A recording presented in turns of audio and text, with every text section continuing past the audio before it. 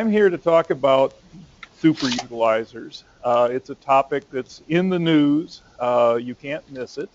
It's a topic of interest to us when you're Texas Health and Human Services Commission and you have 4.5 million covered lives. Well, it's kind of a topic of interest to us. And the clicker works. Go through the very quick obligatory of what we are. We are the Texas Medicaid program is our biggest thing that we do as an agency. We cover Medicaid's about 60% federally funded, about 40% state funded. We cover more than 4 million between Medicaid and CHIP, about 4.5 million actually. And this is a pretty big number here, and actually the total cost of the Medicaid program are higher than that because this doesn't include the billions that flow to hospitals in supplemental funding. So you get up about 34 billion, as I recall, when you throw in all the hospital funding. We're where a lot of money goes. How did super-utilizers get on the radar for Medicaid programs nationally? Well, CMS, who pays 60% of our costs, sent this out to all of the states. And I'll just go this is the money quote because that's the one that talks about the money. The distribution of spending is even more uneven within Medicaid, with just 5% of Medicaid beneficiaries accounting for 54% of total Medicaid expenditures and 1% of Medicaid beneficiaries accounting for 25% of total Medicaid expenditures. Now, the nice thing was, before this arrived, we were already working on this. I've been with HHSC coming up 8 years. We had already been looking at super-utilizers, outliers, hotspots. We already knew what the Dartmouth Atlas was. We've even been phoning back and forth with them so we could say when this memo hit, hey, we're on it. It's okay.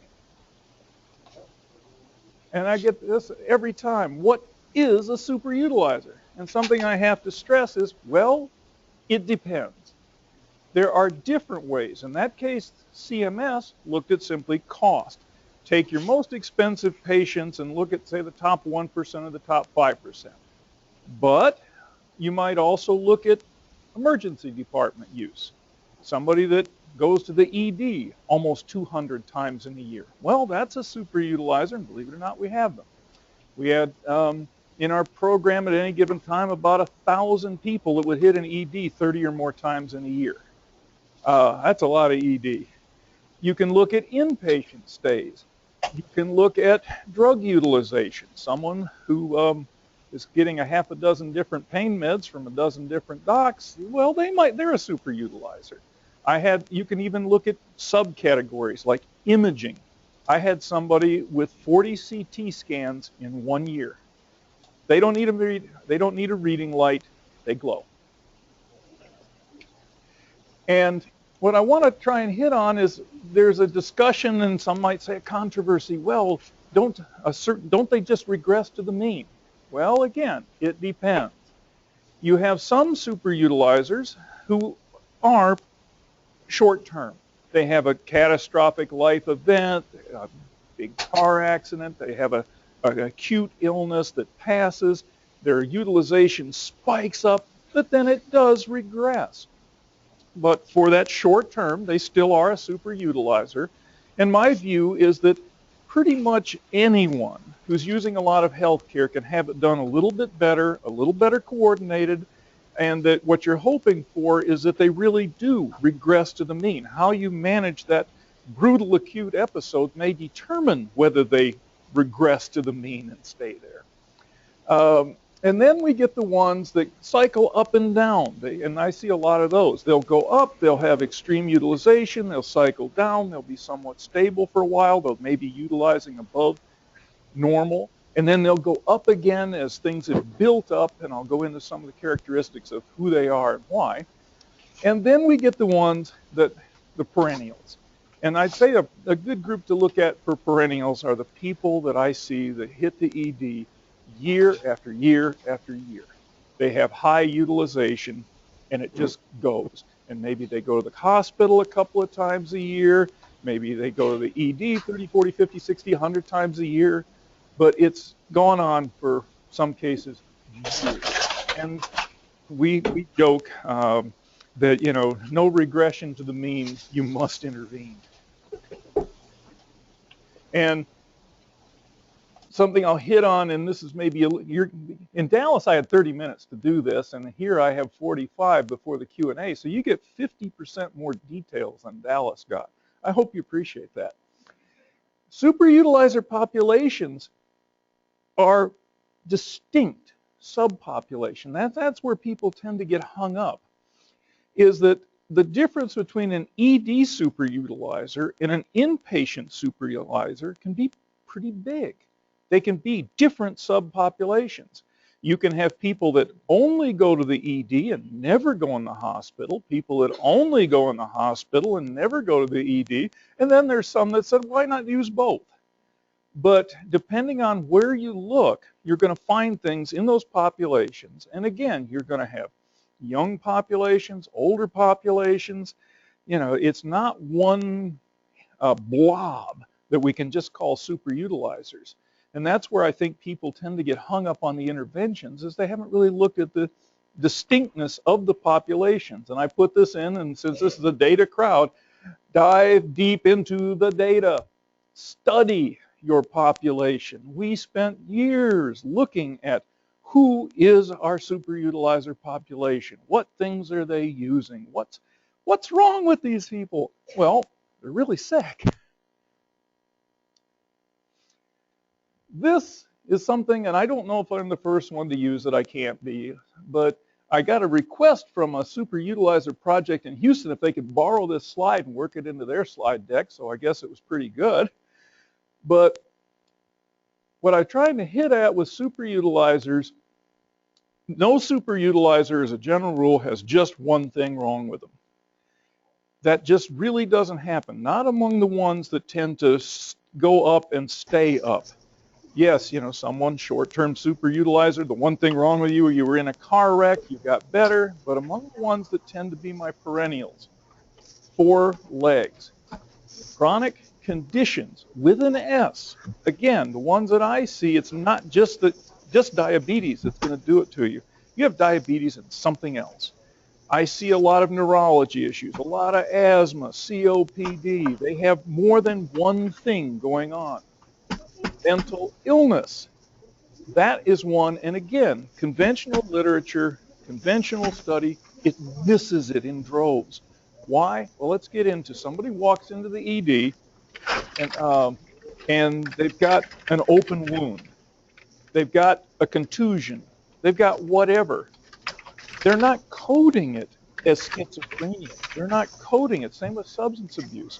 I've got someone, I can't give his name or I won't even give his location, that has 26 emergency ambulance transports in 6 months to 86 different EDs in 3 counties.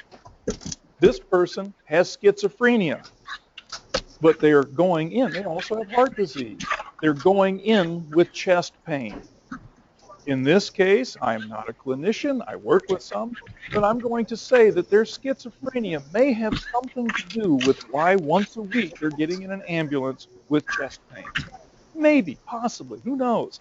But the point is that every time they hit those 86 EDs in 6 months, they're not coding it as schizophrenia.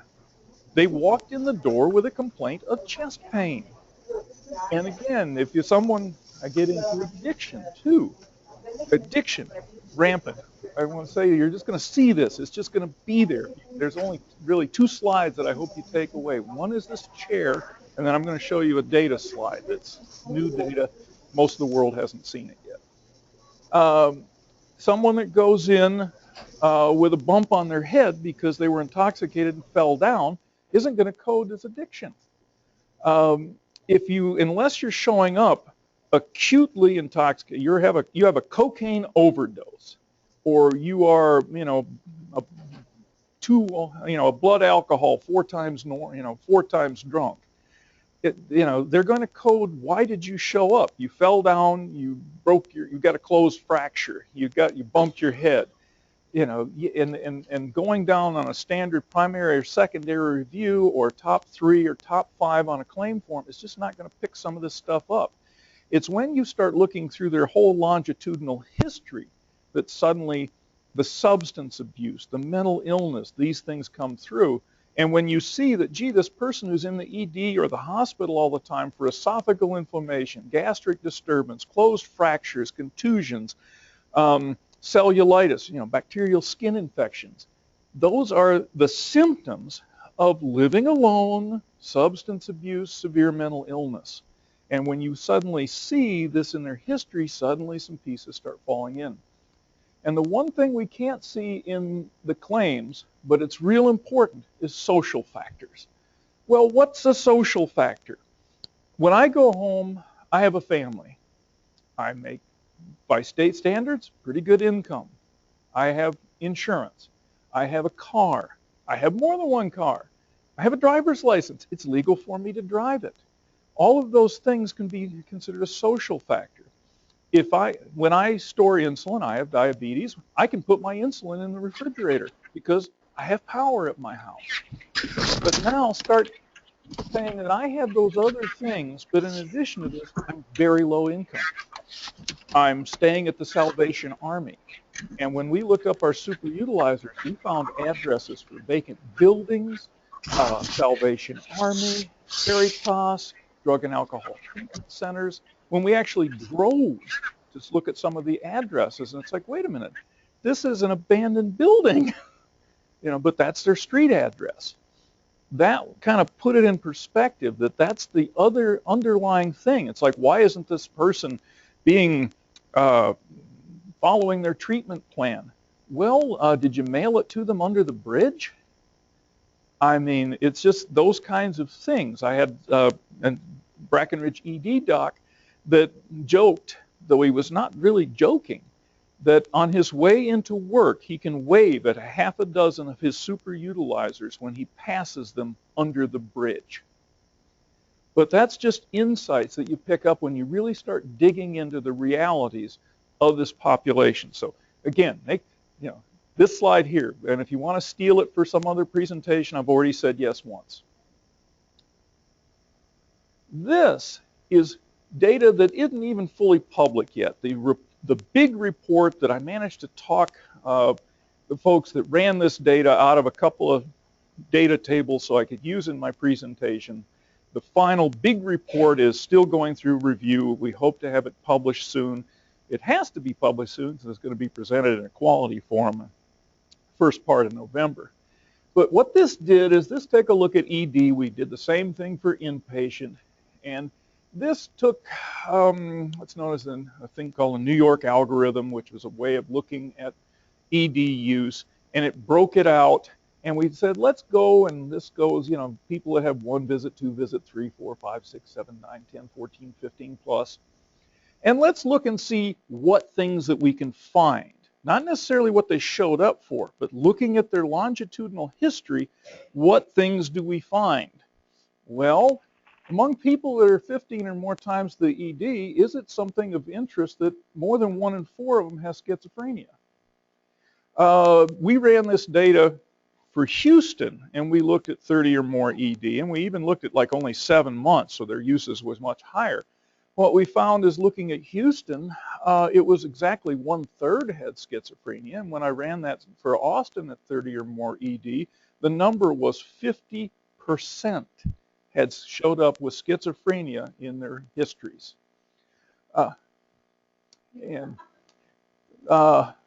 Depressive psychosis, bipolar, rampant, mental illness among people with 15 or more ED, you're talking over 87%, multiple chronic conditions. Just these numbers as you go up this continuum, and here's the other slide that if you take, please recall this. What really struck me when I started playing with this and said, oh, I got to show this, is notice that we have 3 parallel lines of mental illness, substance use, and multiple chronic conditions. If I had a way of showing the social, that would be the 4th parallel line. And notice how tightly they track on a mountain slope going up. As ED use increases, all of these go up. But what I want you to take away is, again, don't think of someone as this person has diabetes because this visit was because their sugar was 600. Or this person has this because this is what we treated for this time. No, when you look at these cases, and I've mapped some of them out, and actually done what we used to joke is the DNA of a super-utilizer, where I would look 15 or 20 risk groups down to see what they had and be finding things. And you're going to be a typical, at the high end of super-utilization, is going to have serious mental illness, with serious mental illness, because people who feel bad want to get more dopamine in their brain, and they will turn to drugs and alcohol. They're going to smoke because nicotine boosts dopamine levels. They're going to drink because alcohol boosts dopamine levels. They're going to take drugs because those boost dopamine levels. Anything that makes you feel better when you feel awful, you will do. And it's like that's just an is. Well, that also explains why things that people try with super-utilizers don't work. Because again, if you have a chair on the ground with 4 broken legs and you bring in the best carpenter in the world and say, work on that leg, what happens to the chair? It's still laying on the ground. If you try to stand it up, it falls over again. What you can take from this is if you understand what you're dealing with, and again, I'm focusing more on the ED side, the classic super-utilizer, but if you understand what you're dealing with, then you might actually start building some of your interventions around the reality of that population. This is an actual case study, and I know it's hard to see, a super-utilizer root cause analysis done by the Primary Care Innovation Center of Texas. It's in Houston, and they took an actual case, this is Mr. D, and they did a root cause analysis, and we have factors like the depression, lack of social support, breakup of long-term romantic relationship, family history, self-medication, their hypertension, which, their alcohol abuse, their addiction, homelessness, financial instability, pain, shoulder pain, chest pain, old injury, their anxiety is contributing to their chest pain. All of these things, no family contact, unemployed, seeking comfort, and a risk factor they discovered, and this can only be done when we actually talk to people. Their mother was an ED nurse. They associated going to the ED with comfort. But these are the insights. They were successful in their intervention with this person.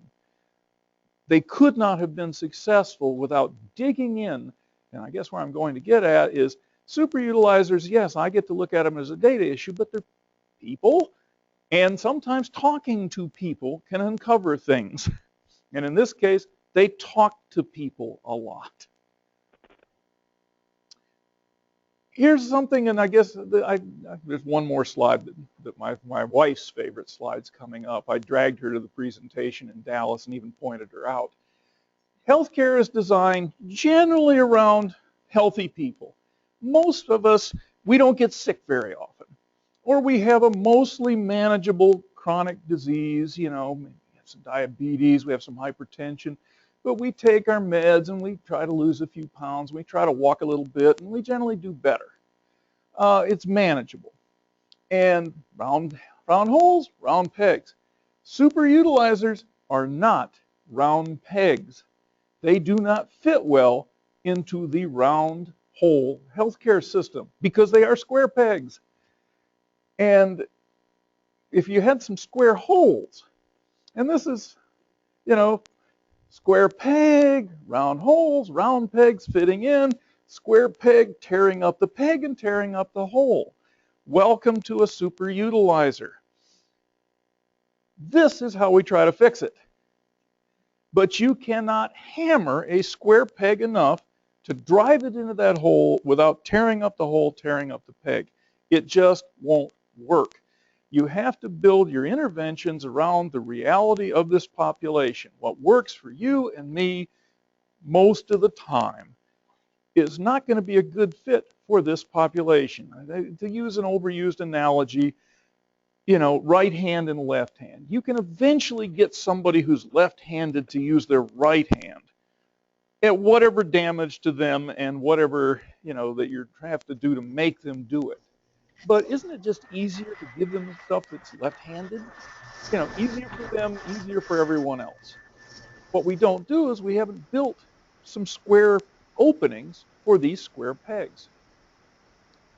Now, this is the other thing, though. Once you recognize that you have this population that is enormously expensive, and again, or just uses massive amounts of health care, and I have to be careful when I talk about expense, because somebody goes to the ED over and over and over again may not rise to that top 5% or top 1%, because lots of ED visits may actually be cheap. If they're going in to trying to get some Vicodin, or they're going in because the voice has told them to go in, or because it's raining out and they're cold and they don't want to stay under the bridge, those things may not be very expensive workups. After a while, the EDs know who they are. They're not going to send them off to the scanner again and do the full workup, because it's just Bob. Bob was here yesterday. When it gets warm, it'll be a few days before Bob comes back.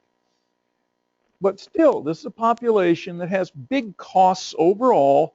And the nice thing is, if you're looking at healthcare, and most people use almost no healthcare, this is just as true as Medicaid as it is for the general population. And if you're trying to reduce costs and reduce utilization of, say, the ED, and you have most people don't use it at all, and some people may use it a little bit, and you go in and you do a whole lot of work with a whole lot of people to try to get them to take one ED visit off that maybe was the extra one. Okay, yeah, that's good. It's something that you still should do. But if you have a group that uses enormous amounts of health care, billions of dollars in health care, a group that for us is like, $3.5 billion, looking at that top 1%ers, or the top 5% that's over half of our program cost. Again, $26 billion in Medicaid, and 5% of them are using up half of it. Well, what about you've got a discrete population, and if you get this much better working with that discrete population, that adds up pretty quickly, which leads to this bullet. These are customers whose needs are not being met with existing offerings, and so build around their specialty requirements. Again, how would Apple, if I put Apple in charge of super-utilizers, well, they'd have really trendy stuff, but they would understand the needs of their population. They would build things around that population.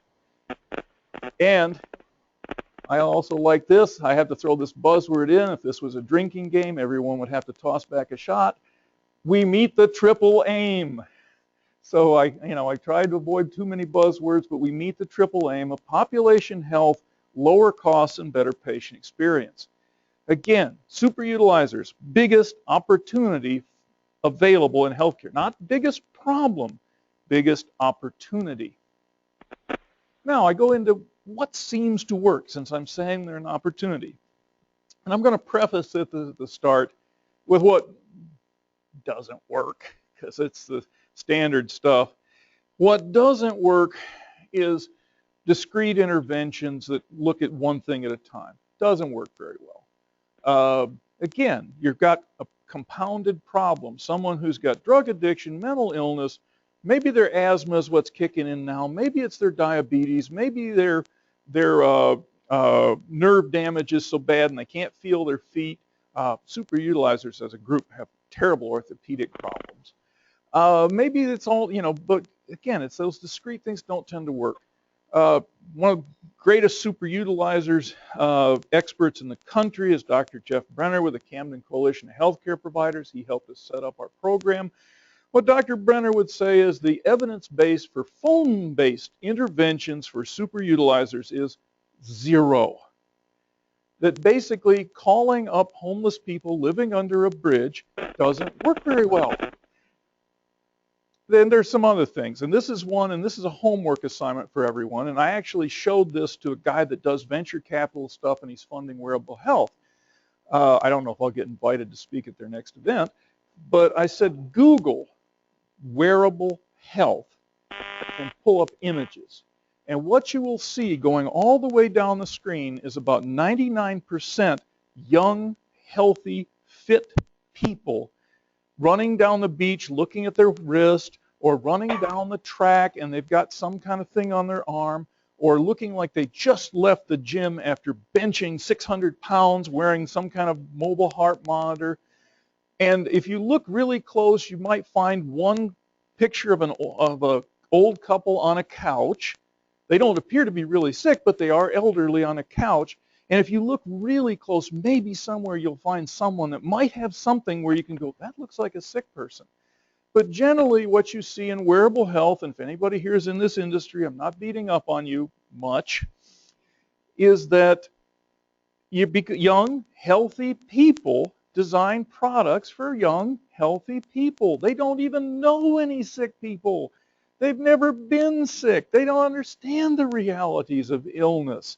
And they think like, okay, I'm designing the next app for somebody who's going to go from 6% body fat to 5% body fat. You know, that's if, but look at that opportunity. Now, what does work?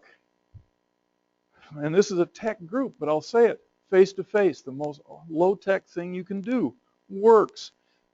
What works on are programs where they meet them at the hospital and follow them home, wherever home happens to be.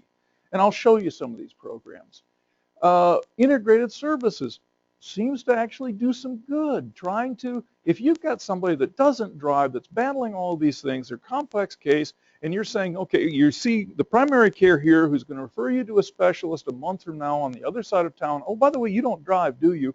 Oh, and let's hope you're that you're not so severely depressed at the time of that visit that you haven't been out of bed for 2 weeks. And oh, by the way, you know, maybe that time you're, you know, okay, you've managed to actually get another bag of OxyContin.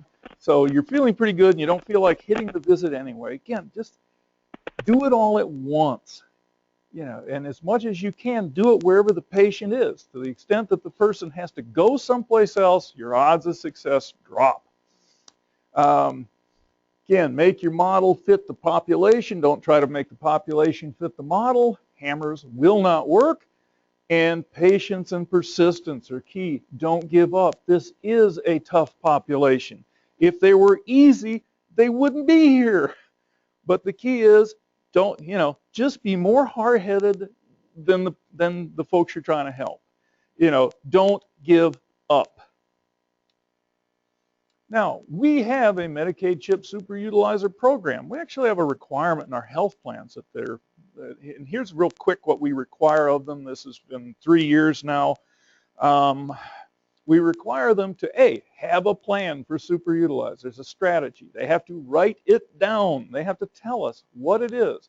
The strategy has to include, what do they target?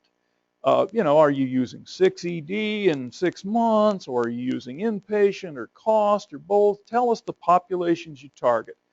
Tell us how you spot them, how you analyze, what you do with them, and how you measure effectiveness. They have to submit this plan annually. It's due November 1. I'm the one that reviews and approves. The key thing, as we stress, is this is an ongoing QI effort with the plans. We tell them, we know some of them wrote the plan the first time when it became a plan requirement. Some of them are better than others. Some of them have got pretty darn sophisticated, and we've got some actual standouts on some of the things that they're doing. We also do webinars, and all this stuff that I'm showing you, this is an actual copy and paste from our website. So if anyone wants to follow up and hear Dr. Jeff Brenner talk about super-utilizers, or talk about, I'm going to highlight this, or this is high alert, you know, etc. These things are all online. We're going to be adding more all the time.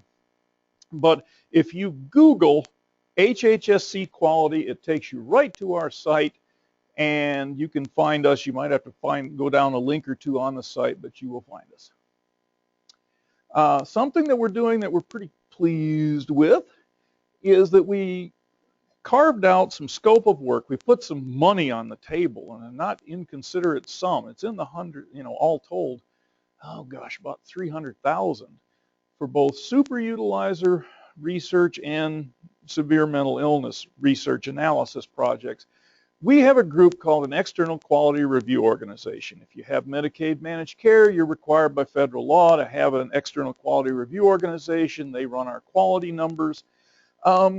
And we carved out some scope of work dedicated to super-utilizer analysis. That slide I showed you earlier with the tracks going in parallel, that was from some analysis work that they did for us. One of the things we're working on with them is a predictive model for super-utilizers, so we can try and target interventions a little bit sooner, so we don't have to wait till someone has settled into a pattern, or frankly to where their health is so damaged that they're basically permanently injured. If we can intervene before their kidneys are gone, or their liver is gone, or their nervous system's completely shot, because we can see that they're heading towards becoming one of our elites, well, good for us. And this is one we're pretty excited about. We're going to do a project with New York and Florida Medicaid, where we pool 3 states' data together to get a really, about 12 million covered lives, to be able to look at super-utilizers and compare the states, and again, build a more informed predictive model. And this is one I'm real tickled about, we're actually going to go out and look at super-utilizer projects that look promising, and where they've tried to self-evaluate, they've all, and I'll say it, failed, because they didn't have Medicaid data. So how can they know, again, if I'm I do a project and I'm keeping people out of the ED at my hospital, I don't know if they went across the street. Well, I do. If they were on Medicaid, I paid the hospital across the street, and I paid the treatment center, and I paid for the OxyContin, and I paid for, we know. So what we're going to do is take some of these projects and formally evaluate them to see which ones had the best impact on quality, and also which had the best impact on cost, because what we're trying to do is we're trying to say, okay, if I'm going to tell health plans, you got to manage super-utilizers, and I recognize that this is something that's not in the standard primary care specialist or whatever, and it's almost a specialty subclass of providers that do it. Well, I need to have some providers that they can put in their networks.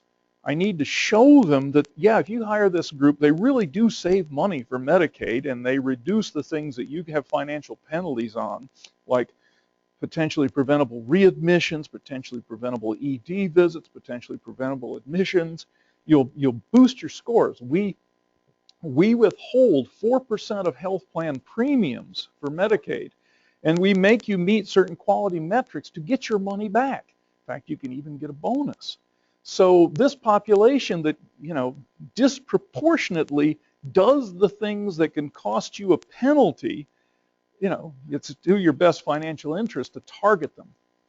But what we're going to do is say, if we see that this project here, that the people that are in it cost $1,000 less a month, what we know is that fee-for-service Medicaid does not work with super-utilizers. Why? Because it builds discrete things on a claim, and they're too complicated for that.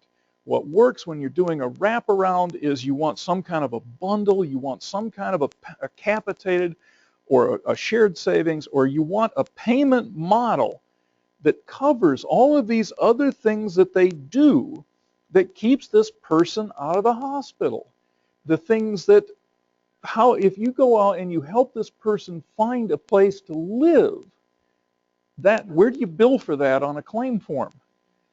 But this is one that if we're going to see these things survive, we have to have a payment model that supports them, and we have to know in that payment model that there's enough being generated out of moving people into these projects that work, that a health plan, because almost all Medicaid is done through managed care, 19 health plans. They have to know that if this person goes in and I'm going to pay them extra for doing this, well, it's actually a good financial decision for me. We don't want it to be a leap of faith. We want them, that's where we're going.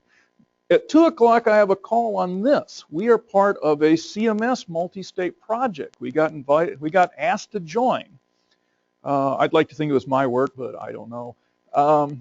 That said they're going to target beneficiaries with complex needs and high costs, meaning super-utilizers, and up to 10 states are going to compare notes. They looked at our strategy, which was this: evaluate projects and see which ones actually worked and save money, and work on how do we pay for them. And they say, well, we like that a lot. Texas, would you like to join? And we went, oh, okay.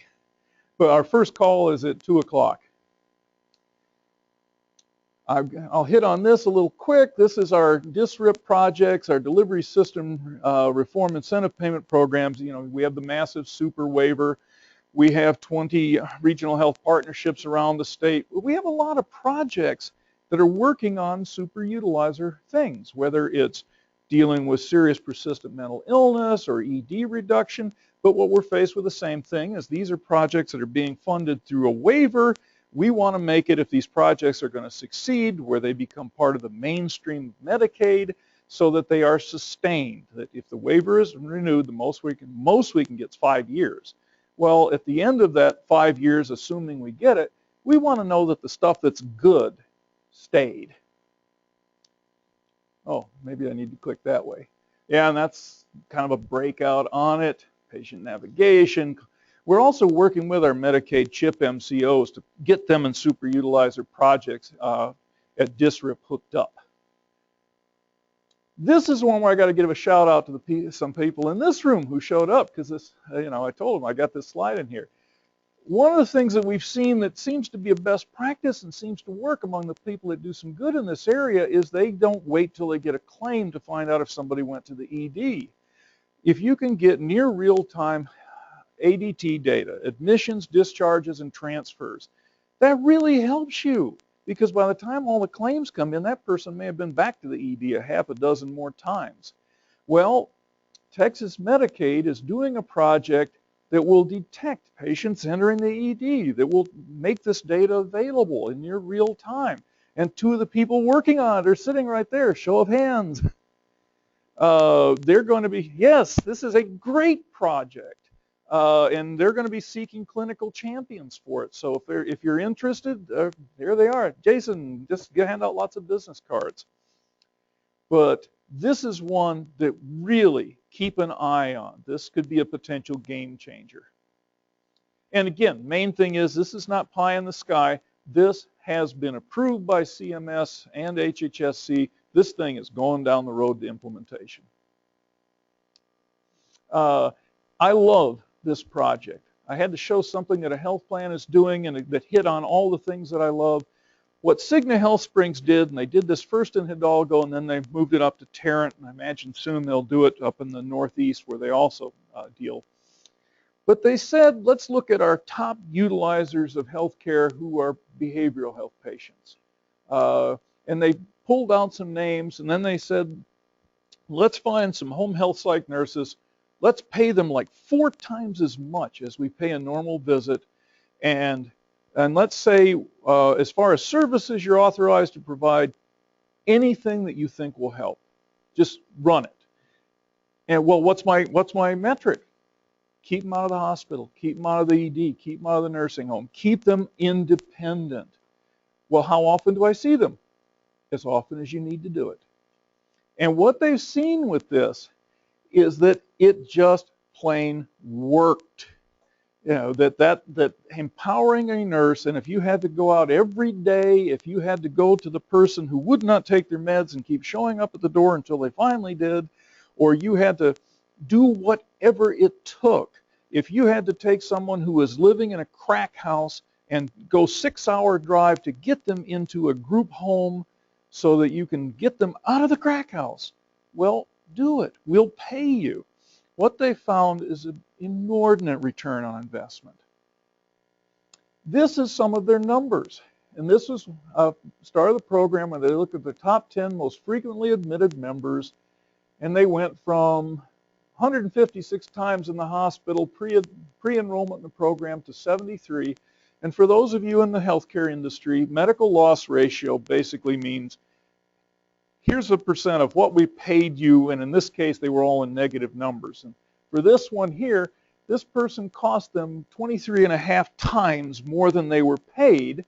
Well, taking them down to less than 8 times what you're paid, yeah, it'd be better if you got it down to where you turned a profit, but man, when you cut those losses, now it's not going to be constant that everybody on what you're paying, because you are paying for the intervention, is all going to go down. But what's going to happen in aggregate is enough of them will go down enough that you're going to come out of this looking pretty good. that, again, they recognized the opportunities. This was Dr. John Gore with Cigna Health Springs. We've got his full slide deck available online. His brain is this big. These are some of the case studies. Yes, it's small print, but I'm not going to, go over much other than this is the one where they took the person 6 hours to find them some place to live. This is one that Dr. Gore hits on, and I'll hit on this a bit. This is a lady with schizophrenia so severe, she was so psychotic that her family had entirely cut her off. They couldn't deal with mom anymore. Mom was too crazy. They were afraid that mom couldn't go to the school events. Mom couldn't go to see anyone graduate. They got mom stable enough that she was able to go and see her son graduate from high school. This is Center for Healthcare Services in Bear. I love their project. They built a super-utilizer model that I like to show their persistence. They tracked down one person who was the highest ED utilizer in all of San Antonio. They find him in an outlying county in a jail for making a terroristic threat. He's got him stable. But what they did is, again, things I hit on, driven by contract revenue requirements in the standard model? No. Driven by needs of the person served. Build your intervention around the person. Siloed primary care system? No. Integrated, multidisciplinary. At Center for Healthcare Services, they have everything from a sobering center to primary care. They discovered with their population, if they tried to have people they built a primary care relationship with an FQHC that was within walking distance. They discovered among their folks that they saw with serious persistent mental illness and substance abuse, they wouldn't walk to it. So they went, well, let's just put a primary care office right here in the building. So when they go from their mental illness crisis and they've kind of got down, let's check their blood sugar. Let's just do it right here. Let's make sure they got their diabetes meds and their hypertension meds, and let's do it here. Why? Because I asked them, what percentage of your schizophrenia population, among the ones that you see, which are more severe, have diabetes? And they went at least 60, 70%. Probably higher. So it was one of those very smart. If the person won't go to the primary care, bring the primary care to them. Again, this, though, was a waiver project, and we're trying to get them mainstreamed into the Medicaid system with a payment model. This one you saw, so I won't go into a lot of detail on it because they presented here. This is Dr. Zibel with the High Alert program at Brackenridge. What we're going to do, though, with Dr. Zibel's program is, again, Dr. Zibel didn't have access to Medicaid data to evaluate. I'm going to give a shout out to one of the evaluators here with the LBJ school, Dr. Todd Almstead, who's looking at this project. And again, how do you know if you're doing some good if you can't see what Medicaid data? So we're going to try and make some Medicaid data available so we can really see what was the impact across all of healthcare, at least the stuff where we bought. And again, that's High Alert program, just putting a flag in their record and on the wristband, 48% reduction in the ED that they saw. And come down to, which for some people may be the most popular slide in a presenter's deck, which is the one where they end. But what I hit on, again, opportunity. Don't think of utilizers as a problem. Think of them as an opportunity. If I am Apple, would I go, there is a problem that all of these people are walking around with bad cell phones. And there is a problem that people are walking around with bad MP3 players. No, they looked at that and they went, market opportunity, we're going to be rich. Well, that's the way to look at this. Look at your data, and there, yes, this is a high-tech group, but really look at your data, drill down, pull up your worst cases, pull up the people that are the Godzillas of the ED, and see what you can learn from them. Tease into the true complexities of this population, learn the subgroups, and go beyond the top primary, secondary. Don't look all the way down to the lowest things you can find, because you're trying to understand the whole person. And what will come out is this complex web of factors that, again, the four legs of a chair, that put someone on a path to high utilization and they stay there. Again, every time they might start to get up, they get knocked down again. Care models with an evidence base of effectiveness. Again, please don't go back and add some more call nurses to a super-utilizer program. Take it and have it be people that go knock on doors. There's one program that we love. It's one of our health plans, and they have some folks who work in the hospital setting, and they're called the bounty hunters. And they keep track of the top utilizers, and they go find them. They'll find them under a bridge. They'll find them wherever they are. You cannot evade the bounty hunters. But it's like, look, if we wait for them to come to us, well, hey, maybe we wait for them to come to the emergency room and we follow them wherever they go. But the key is you intervene, do the stuff that works. The stuff that works, especially with people who have severe mental illness, drug addiction, etc., is building a personal relationship. They have to trust you. Think about the most embarrassing thing you've ever had to discuss with a doctor. Now, ramp that way up with a population that probably doesn't want to talk about some of the things that they do or have. And frankly, in an 8-minute primary care encounter, they can't even get through some of the good stuff. I mean, you can't handle it in an 8-minute primary care encounter. You've got to build time in. That's part of the evidence base of effectiveness. 8-minute primary care, forget it. Start thinking in terms of hours instead of minutes. Patience and persistence. Don't give up. It's hard. This is a hard population. It will be. It's hard for us trying to come up with ways to pay for these things and judge their effectiveness. But when you see the ones that work, and you see that, okay, I don't have to score a miracle. It doesn't have to be this person is now running marathons and there's a TV movie of the week about them. No, they're just doing better. Marginal gains add up. And then this is one that may sound a little trite, but I think it's important. I look at data, but I also look at names to remind myself that these are not data points. These are people with names. They're people that live wherever you live in your town. You've got people that are going to be at the ED 20, 30, 40, 50, 60 times this year, maybe more. They're in the hospital constantly. That, again, I'm looking at it and I'm going, this is Amanda. This is Sam. This is Robert. This is Maria. They have names. And I'll go back to Cigna Health Springs. Well, we may be looking at this because it's important from a standpoint of cost. It's important from a standpoint of efficiency. It's important from a standpoint of all of the things when you're trying to keep a healthcare system from going bankrupt. But what is the value of having a woman who was so sick with schizophrenia that she could not relate to her family anymore, being able to go to graduation ceremonies? You know, that's what you can do if you do this right, and that's the real payoff of doing it right. And with that, if I haven't overwhelmed you, I'll throw it open to questions.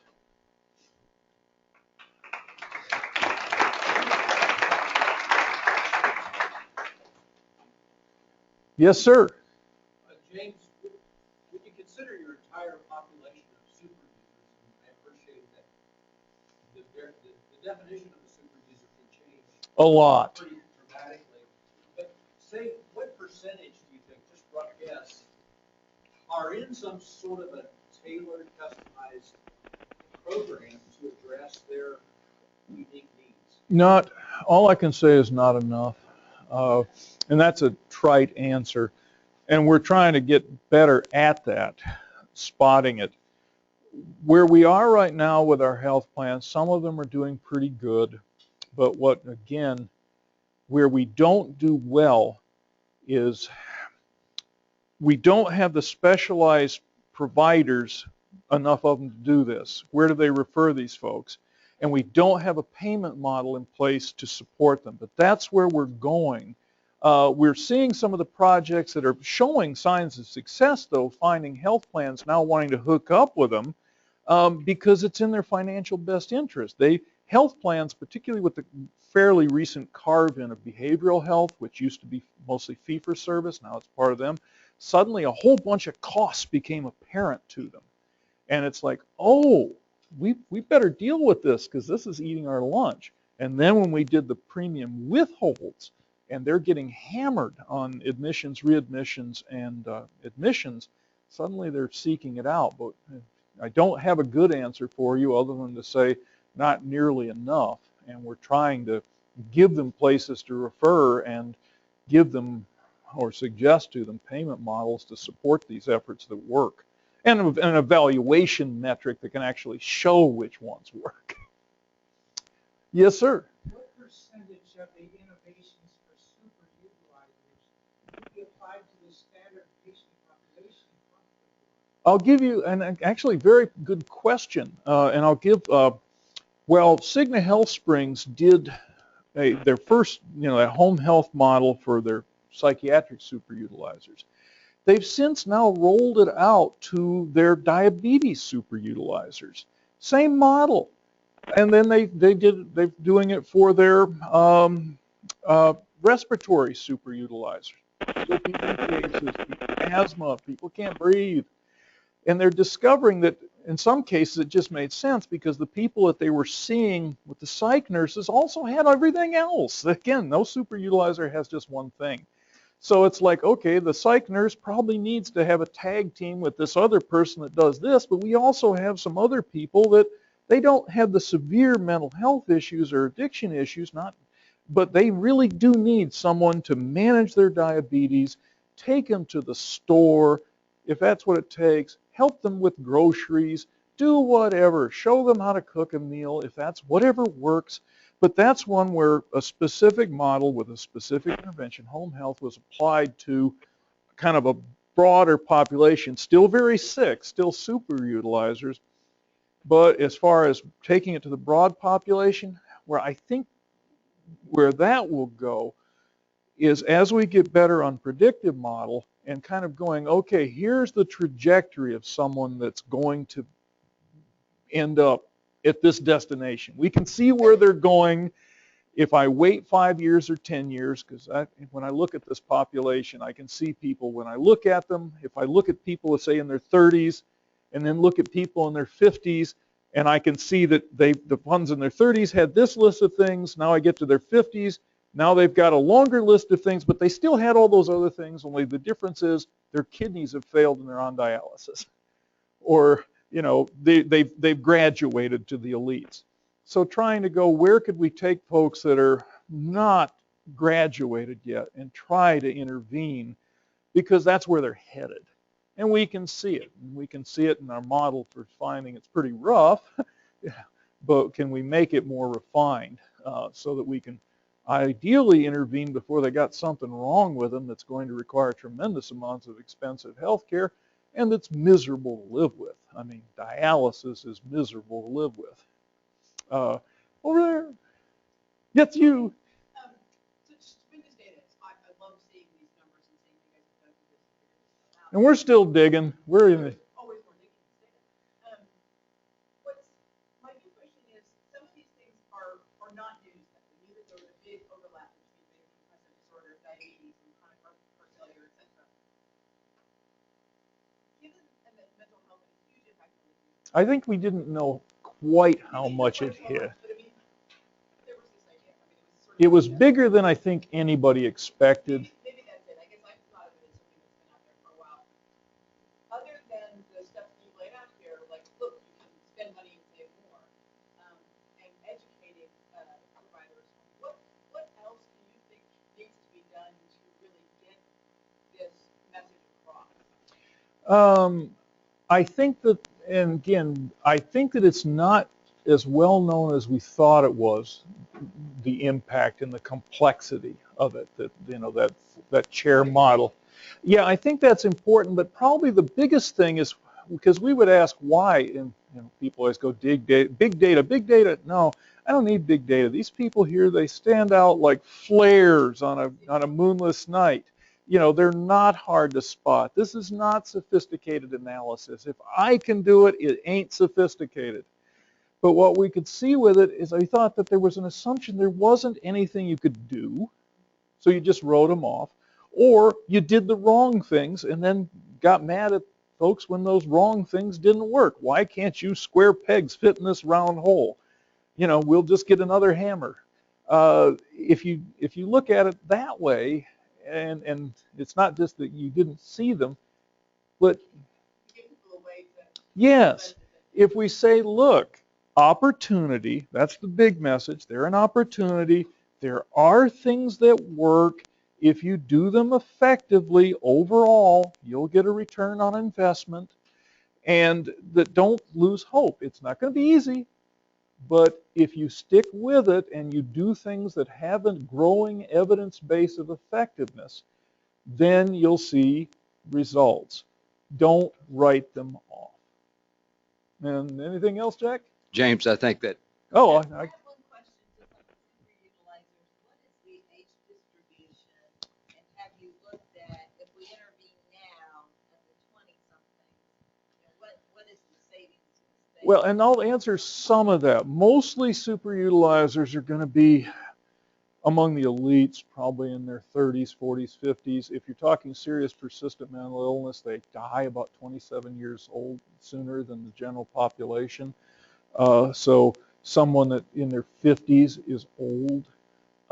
What we see, though, is if I can see the ones that are starting out, and I'll say it, starting out with substance abuse, where you're seeing they're in and out of the ED for cocaine or methamphetamine overdoses or OxyContin, getting better on the drug treatment stuff, I think pays some dividends, because over time it damages your body, which is, and let's face it, if you're people who get really sick with drug addiction, eventually the physical health things are what nail you after a while. I think that is one where targeting younger really helps us. And if I had to pick one thing, it would be better substance abuse. Oh, and I do this presentation for others. It's Have Slides Will Travel. If you've got a group that would like it, in my honorarium is the best you're going to find. Thanks, James. It was really good.